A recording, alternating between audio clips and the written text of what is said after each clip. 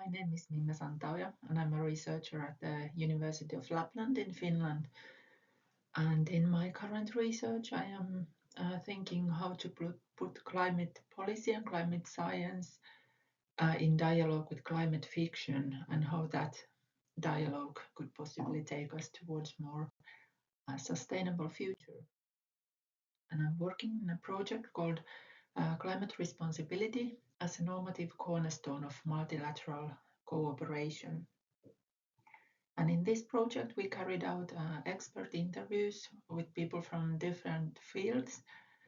And in the interviews, we asked them to kind of mentally time travel to the year 2035, thinking that climate responsibility would be a normative cornerstone of all international relations. So how did we get there, and what would have happened so that the international community would get to that point?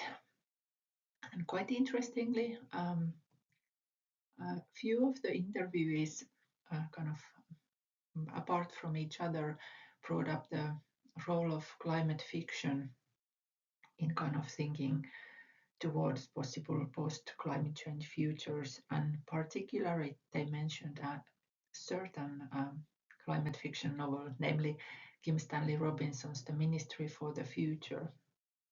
And that's a book that has been quite widely read, and one of the reasons is that it was mentioned by former US President Barack Obama as one of his favorite books of the year in 2021, if I remember correctly.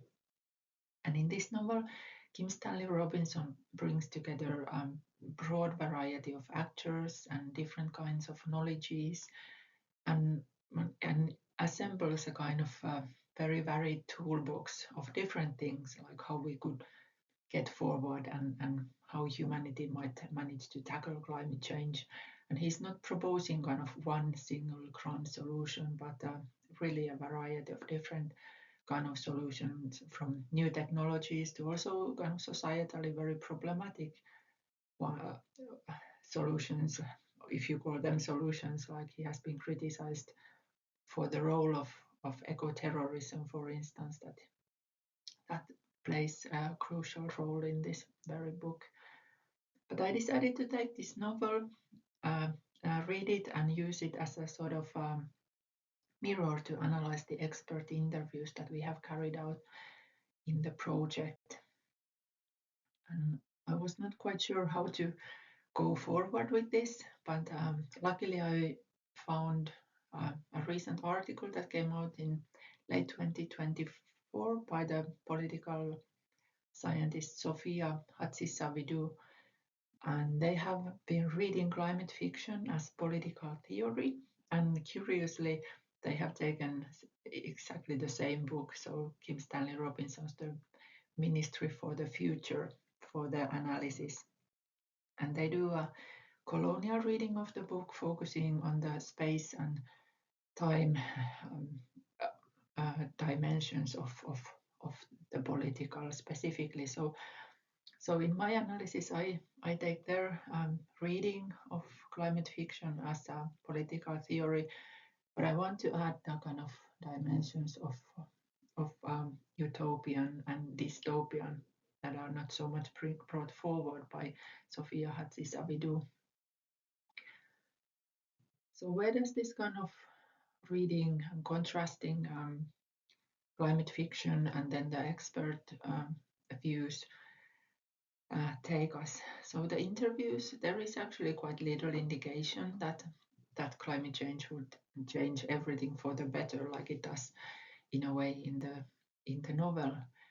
And the interviewees had kind of difficulties of letting go this kind of real political mindset that we are stuck sort of in this current situation, and even if we try to think forward, we cannot really escape the current realities. And there were several interesting openings, kind of similarly along the lines with Robinson's novel. For instance, the role of spirituality and how that might get a kind of important role, how we would understand the kind of interconnectedness of humans and nature. for instance, or how the international society could move forward from this kind of competition based relations to more collaboration or competing who is actually more efficiently kind of tackling climate change. But this takes me to wonder, like, and several scholars have said that the, one of our big problems currently is that science has sort of given up the role of creating new hopeful imaginaries to fiction, and we have sort of taken a backseat in research, imagining those better futures, and the inability to think and talk and act beyond the current status quo of things could be interpreted even as a sort of real political climate obstruction.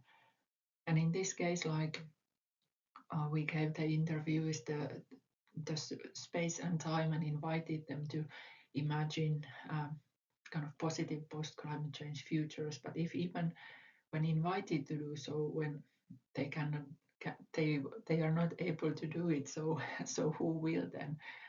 So I think this highlights the importance of different stories, different imaginaries. We need fiction, but we also need to think like what kind of questions and what kind of stories we tell in research in different fields, so that we can actually move from the kind of, we are saturated already with the dystopian future images, but how could we imagine the kind of better futures? Thanks a lot for listening.